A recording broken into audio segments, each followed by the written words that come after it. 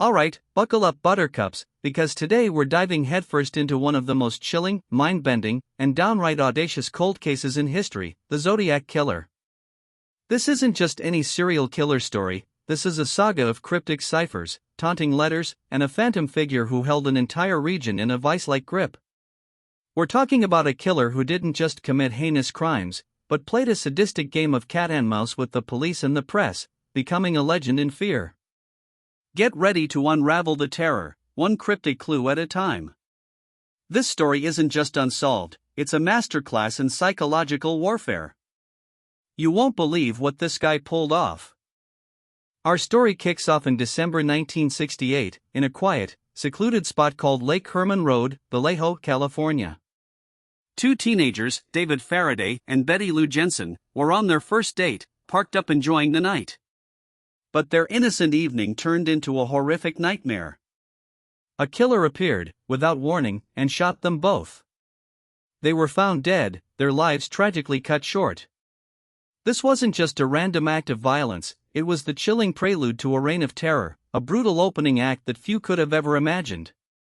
Nobody knew it then, but a monster had just announced its arrival. This was just the beginning of the nightmare. Just 6 months later, in July 1969, the terror struck again, eerily similar, yet even bolder.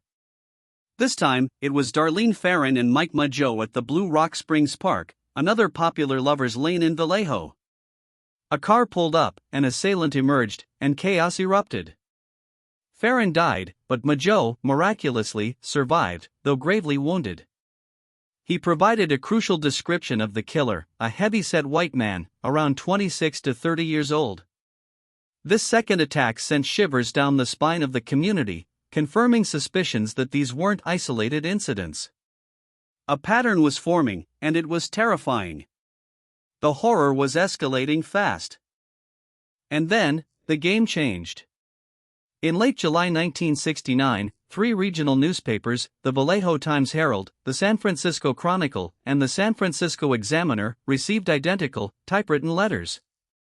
These weren't anonymous tips, these were taunts. The writer claimed responsibility for the Lake Herman Road and Blue Rock Springs attacks, providing details only the killer would know. They demanded the letters be published, threatening more murders if not. The killer explicitly stated his motive was to collect slaves for the afterlife. Can you imagine the sheer audacity? This was the moment the legend truly began to take shape. This guy wasn't just a killer, he was a showman of evil. But wait, there's more. Attached to these letters was something even more unsettling, a 4-part cipher, containing 408 symbols. The killer claimed this cipher revealed his identity. If the newspapers didn't publish it, along with his letters, he'd go on a killing spree. The pressure was immense. The papers, faced with this terrifying ultimatum, published the letters and the cipher. This was an unprecedented act of defiance and manipulation. The killer wasn't just seeking attention, he was controlling the narrative, turning the media into his personal billboard of terror. What an ego, right? And the public? They were captivated, horrified, and desperately trying to crack the code. And here's where it gets wild. Just a week after the cipher's publication, it was cracked. A high school teacher, Donald Hardin, and his wife, Betty, from Salinas, California, actually solved the 408-symbol cryptogram. Their groundbreaking work provided insights, but not the killer's name. The message revealed a disturbing boast about the murders, a twisted philosophy, and repeated threats about collecting slaves for paradise. Yes, he spelled paradise wrong.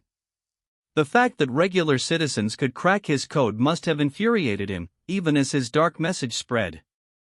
This wasn't just a puzzle, it was a window into a deranged mind. And suddenly, everyone knew his twisted motives. On August 7, 1969, the killer sent another letter, this time directly to the San Francisco Examiner. This letter was different. It started with, "Dear Editor, this is the Zodiac speaking." And just like that, the legend had a name. He wasn't just a faceless murderer anymore, he was the Zodiac. This letter confirmed details of the Blue Rock Springs attack and provided more information that only the killer would know. He also clarified details about the 408 cipher, subtly correcting the Harden's interpretation. This wasn't a confession, it was a declaration. A chilling announcement of his self-appointed moniker. And boy, did it stick. The Zodiac had officially arrived. But the letters weren't just for show. In September 1969, the Zodiac struck again, this time at Lake Berryessa in Napa County. Cecilia Shepard and Brian Hartnell were enjoying a picnic when a man approached them, wearing a bizarre hooded costume with a crosshair symbol on the chest. He brandished a gun, tied them up, and then repeatedly stabbed them. Shepard tragically died from her injuries, but Hartnell, against all odds, survived, barely. This attack was far more personal, more brutal, than the previous shootings. It was a terrifying escalation in both savagery and theatricality. The killer was becoming increasingly bold and terrifying. This wasn't just a killer, this was a theatrical monster. Just moments after the Lake Berryessa attack, the killer made another chilling move. He drove to a public phone booth and called the Napa County Sheriff's Office. In a calm, measured voice, he reported the attack he had just committed, taking credit for it. Then, he used a black felt-tip pen to scrawl a message on Brian Hartnell's car door, including the dates of the previous murders and the chilling declaration: Vallejo December 20th, 68, July 4th, 69, September 27th, 69, 6:30. By knife. And, of course, the iconic Zodiac crosshair symbol. This wasn't just a killer, this was an artist of terror, signing his masterpiece of fear. The nerve of this guy to call the police on himself. Less than 2 weeks later, the Zodiac struck again, this time in the heart of San Francisco, a bustling metropolis.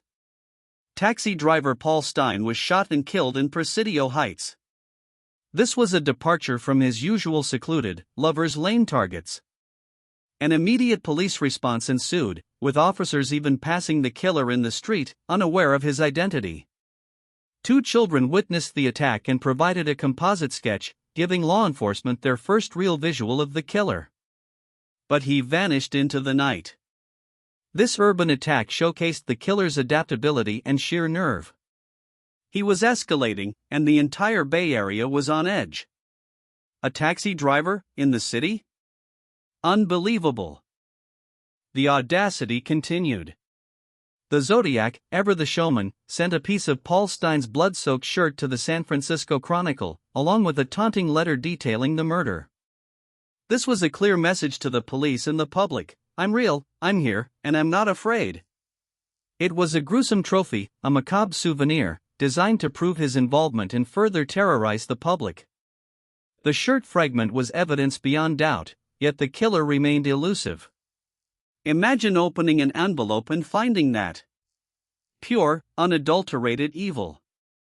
He was literally mailing his trophies to the press. Who does that? But the Zodiac wasn't done with his twisted puzzles. Along with Stine's shirt fragment, he included another cipher, far more complex than the last. This one contained 340 characters and became known as the 340 cipher. Unlike the 408, this one stumped codebreakers for decades. It was a seemingly impenetrable wall of symbols, a linguistic labyrinth designed to frustrate and mock. This killer wasn't just a murderer, he was a twisted intellectual, using cryptography to add another layer to his reign of terror. This cipher symbolized the ultimate challenge, mocking everyone who tried to crack it. For 50 years, it remained unsolved. Talk about a head-scratcher. The Zodiac's reign caused unprecedented chaos for law enforcement. Multiple agencies, Vallejo PD, Napa County Sheriffs, San Francisco PD, and even the FBI, were involved, but coordination was a nightmare. Limited technology, interagency rivalries, and the sheer elusiveness of the killer made every step a struggle. They had letters, fingerprints, though inconclusive, witness descriptions, and even some partial DNA potential, but no definitive suspect. The Zodiac exploited these weaknesses, thriving in the confusion he created. It was like trying to catch smoke. Imagine the frustration of police officers chasing ghosts, while the killer openly mocked them. A true logistical nightmare. The media, especially the San Francisco Chronicle, became the Zodiac's primary communication channel. Each new letter, each new taunt, sent the public into a frenzy. Reporters became unwitting participants in the killer's game, publishing his demands and his twisted manifestos. This constant coverage amplified the fear, turning the Zodiac into a terrifying celebrity. The killer clearly reveled in the attention, using the newspapers as his personal stage to spread terror and showcase his twisted brilliance. It was a catch-22, don't publish and risk more lives, publish and give him exactly what he wants. A truly diabolical predicament for the press. Beyond the ciphers, the Zodiac also sent a series of longer, rambling letters filled with disturbing rhetoric, philosophical musings, and threats. He claimed more victims than the police could confirm, boasted about evading capture, and even threatened to target a school bus. These letters showcased his bizarre worldview and his relentless desire for notoriety. They painted a picture of a deeply disturbed individual, convinced of his own twisted genius. These aren't just letters, they're manifestos of madness, giving us a terrifying glimpse into his psyche. And the school bus threat? Pure evil. This guy was utterly unhinged. While 4 murders are definitively attributed to the Zodiac, he claimed responsibility for many more, throwing investigators off course. There are several other unsolved murders and disappearances from the period that are often linked to the Zodiac, including the disappearance of Kathleen Johns and her baby, where she claimed to have escaped an abduction attempt. This ambiguity, fueled by the killer himself, created a fog of confusion, making it even harder to pin down his true body count and movements. Was he telling the truth? Was it just mind games? The uncertainty was another weapon in his arsenal. He loved to keep everyone guessing. After years of prolific taunts, the letters slowly began to dwindle. The last confirmed Zodiac letter arrived in 1974, a final, cryptic jab at the San Francisco Chronicle, bragging about his score. While some later letters were attributed to him, their authenticity remains disputed. It's as if he simply faded away, leaving behind a trail of unanswered questions and a legacy of dread. Did he die? Was he imprisoned for another crime? Did he simply get bored and stop? The abrupt silence only added to the mystery, solidifying his status as America's most elusive bogeyman. Just poof. Gone. What a vanishing act. Over the decades, countless individuals have been named as potential Zodiac suspects. Remember, without direct research, we can't name specific people, but suffice to say, the list is long and fascinating. Some were investigated intensely, others were armchair theories. The problem? No definitive evidence ever linked any single person beyond a shadow of a doubt. The lack of DNA evidence early on, inconclusive fingerprints, and the killer's cunning obfuscation meant that everyone and no one fit the bill. It's a true whodunit with more red herrings than a seafood festival. Everyone has a theory, but no solid proof. It's frustrating. So, with all this evidence, letters, ciphers, witnesses, why is the Zodiac case still unsolved? It boils down to a perfect storm of factors: the era's limited forensic technology, the killer's meticulousness, and his psychological mastery. He was always one step ahead. By the time DNA evidence became standard, decades had passed, and viable samples were scarce. His disguises, his sporadic attacks, and his manipulation of the media created an impenetrable fog. It's a testament to his chilling intelligence, but also a tragic failure of justice. He literally got away with murder, leaving a riddle for the ages. It's infuriating. Fast forward to 2020. Yes, you heard that right, 2020. After 51 years, the notorious 340-character cipher was finally cracked. Not by law enforcement, but by a team of civilian codebreakers: David Oranchak, a software engineer, Sam Blake, a mathematician, and Jarl van Eyck, a Belgian computer programmer. Their work revealed another chilling message from the Zodiac: filled with typical boasts and dark humor, but again, no name. The deciphered message talked about not being afraid of the gas chamber because it would send him to paradise for his slaves. It's a grim satisfaction to finally read his words, even if his identity remains hidden. The deciphered 340 cipher didn't reveal the killer's name, but it reinforced his disturbing worldview. The message confirmed his desire for slaves in paradise and his enjoyment of the fun of killing and evading capture. It was a peek into the mind of a psychopath, completely devoid of remorse, almost gleeful in his crimes. This delayed reveal, decades after the crimes, serves as a chilling epilogue to his reign of terror. Even in silence, his words echo, reminding us of the darkness that stalked California. It's a disturbing, yet fascinating insight into his sick mind. What a twisted piece of work! The Zodiac Killer's story, despite remaining unsolved, has permeated pop culture like few other true crime cases. From Hollywood blockbusters like David Fincher's Zodiac to countless books, documentaries, podcasts, and even video games, his chilling legend continues to captivate. He's become a modern-day boogeyman, a symbol of the ultimate unsolved mystery. This cultural impact ensures his story lives on, perhaps even inspiring new generations of amateur sleuths to pick up the cold case. It's a dark fascination, a testament to the human desire to understand the inexplicable. Everyone wants to solve this riddle, even if it's just in a movie. What is it about the Zodiac Killer that still grips us decades later? Is it the sheer audacity of his taunts? The cryptic ciphers? The fact that he's simply vanished? It's all of it. His story taps into our deepest fears, the unknown, the uncatchable, the unexplainable evil. He represents the dark side of human intelligence, used for malice rather than good. The Zodiac case is a stark reminder that sometimes, the monster really does get away. And that's a truly terrifying thought, isn't it? It keeps us up at night, wondering. It's a puzzle, a horror story, and a tragedy, all rolled into one. Seriously, what a creepy saga. Unlike many serial killers whose motives are eventually unearthed, the Zodiac's why remains as mysterious as his identity. Was it fame? Power? A twisted sense of superiority?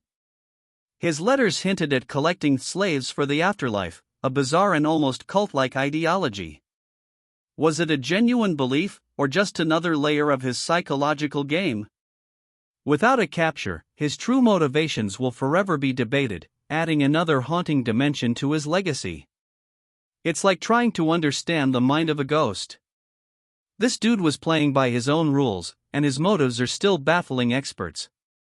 Seriously, what made this guy tick? Even decades later, the Zodiac case remains an active, open investigation for law enforcement.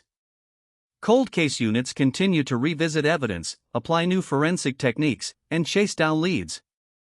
The cracking of the 340 cipher in 2020 injected new energy into the case, proving that even the oldest mysteries can yield new information. While the path to identification is incredibly challenging, hope remains that one day, the Zodiac's true identity will finally be revealed, bringing closure to victims' families and an end to one of history's most terrifying sagas. It's a marathon, not a sprint, but the race isn't over yet. The internet detectives are also on it. Amidst the fascination with the Zodiac's enigma, it's crucial to remember the real human cost. David Faraday, Betty Lou Jensen, Darlene Ferrin, Cecilia Shepard, and Paul Stein were real people with lives, families, and futures tragically stolen. Their stories are often overshadowed by the killer's macabre celebrity. The enduring mystery, while captivating, is built upon immense suffering and loss. Remembering the victims ensures that their memory lives on, and reinforces the importance of continuing the search for justice. They weren't just names in a newspaper, they were vibrant individuals whose lives were brutally cut short. Never forget the real tragedy. Let's break down the evidence struggle. On one hand, you have the Zodiac's intricate ciphers, complex, demanding intellectual prowess. On the other, you have the physical evidence like fingerprints, which were found but deemed inconclusive. The killer was clearly intelligent enough to craft elaborate puzzles, but also careful enough to avoid leaving clear, usable physical traces. It's a fascinating contrast, a mind that wanted to communicate and boast, yet a body that remained meticulously hidden. This dichotomy highlights the killer's dual nature, a showman and a ghost. He wanted to be heard, but never seen. Sneaky. The Zodiac didn't just kill, he branded his crimes. His calling cards were unmistakable: the crosshair symbol, the taunting letters, the ciphers, and the specific locations.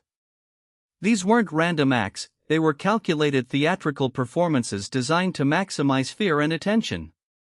Every element was part of his twisted narrative, a story he wrote with blood and ink. He wanted to be remembered, to be feared, and he achieved it. That crosshair symbol is instantly recognizable, forever linked to his reign of terror. It's like his own twisted logo. A terrifying brand of evil.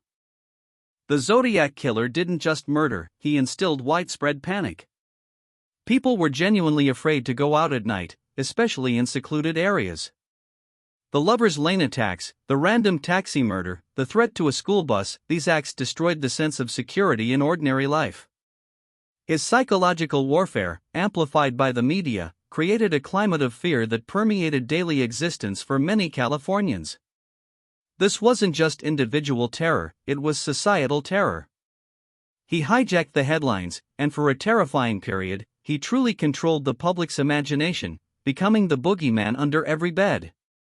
Can you even imagine that level of widespread fear? The composite sketch, based on witnesses from the Paul Stine murder, gave the public and police their first real face for the Zodiac. It depicted a man with glasses, short hair, and a somewhat chunky build. While it wasn't a perfect likeness, it was all they had to go on. This sketch became iconic, plastered on wanted posters and newspaper front pages, forever etched into the public consciousness. It represented the elusive monster, giving shape to the terror. But even with a face, he remained just out of reach, a ghost in the urban landscape. It's a face that launched 1,000 theories, yet yielded no arrest. If the Zodiac were operating today, DNA evidence would be a game-changer. But in the late 60s and early 70s, DNA analysis as we know it simply didn't exist. Forensic science was rudimentary. While investigators did collect physical evidence like blood and saliva, the technology to extract and profile DNA from these limited samples wasn't available. By the time it was, many samples had degraded or were improperly stored, making modern testing incredibly difficult. This technological gap is a massive reason why the case remains unsolved, a frustrating reminder of how much has changed. The killer hit a sweet spot in history where forensics couldn't catch him. In one of his most infamous letters, the Zodiac claimed to have murdered 37 victims. This number, wildly higher than the confirmed count of 5, including the 2 survivors he attacked, was a classic piece of his psychological warfare. It was designed to inflate his terrifying image, sow panic, and throw investigators off by making them chase phantom crimes. Was it true? Highly unlikely. But the sheer bravado of the claim only added to his mystique and fueled public terror. It's a numerical taunt, a boast that highlights his warped ego. He wanted everyone to think he was far more prolific than he was. What a show-off! The San Francisco Chronicle received the most Zodiac correspondence, becoming the unwilling conduit for his terror. Every new letter was a major news event, dominating headlines and sparking public outcry. These letters weren't just about terror, they were a dialogue, a twisted conversation between killer, police, and public. The Zodiac reveled in his power to control the news cycle, using the press to disseminate his dark messages. The editors were in an impossible position: publish and legitimize him, or censor and risk more lives. It was a terrifying dance he led, with the media as his reluctant partner. In October 1969, the Zodiac sent a bizarre Halloween card to Chronicle reporter Paul Avery. It featured a skeleton and a creepy poem, containing another subtle jab and hint about his intentions. While not a murder, it was another example of his psychological games and his fixation on specific individuals in the media. He wanted to be seen, to be acknowledged. This card, playful yet sinister, further solidified his image as a master manipulator. It was a direct, personal taunt to a journalist who had been covering his crimes, a truly unnerving gesture. This guy really had a flair for the dramatic, didn't he? At several crime scenes, latent fingerprints were recovered.